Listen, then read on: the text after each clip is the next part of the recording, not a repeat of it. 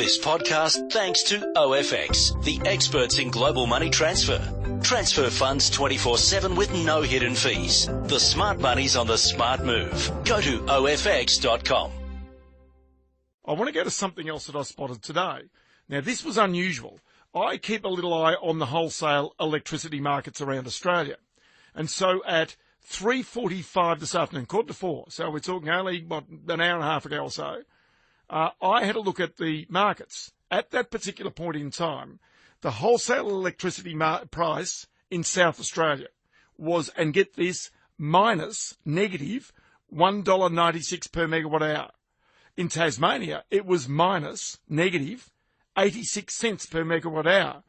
Compare that with Victoria, $30.86 per megawatt hour. New South Wales, $75.44 per megawatt hour. Queensland, $71.42 per megawatt hour. Now, as people go home, and right now is the peak time when people are using electricity, they're going home, they're cooking, turning on their televisions, turning on their heaters if it's cool. The electricity price in Queensland has jumped to $261 per megawatt hour. New South Wales, $290 per megawatt hour. Victoria, $134. Tassie, $14.21. And South Australia, $118.23 per megawatt hour. But how could we have negative electricity prices? Well, to help me out, the managing director of a company called Energy Edge. This particular company consults to a number of not only energy companies, but traders as well. Joshua Stabler is the managing director. He's on the line. Hello, Josh. Many thanks for your time. Thanks, Ross. Good to be here. Okay, simple question. How do you explain the fact that there are negative electricity prices?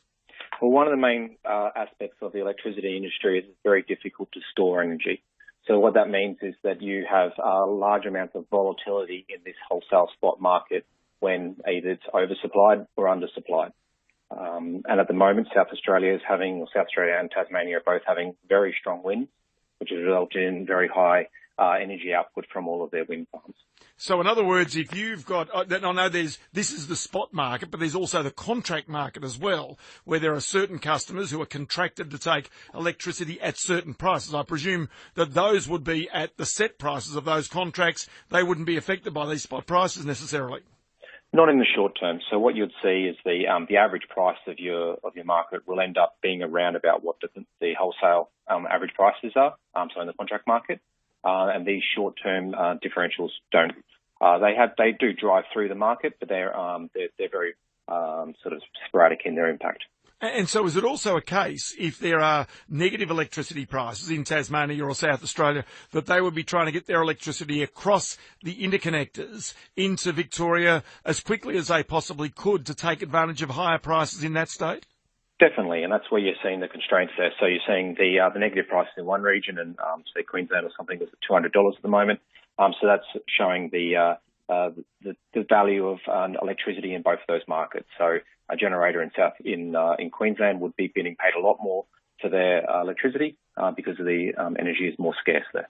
So as you say, this is really all about the wind and the solar power, and if there's plenty of that around being generated at that time, it can result in these anomalies. But it's generally not a very long-term thing. It can happen for a matter of minutes or maybe half an hour or something like that. It doesn't go on for a long time. The market eventually sort of finds its own equilibrium, as I understand it.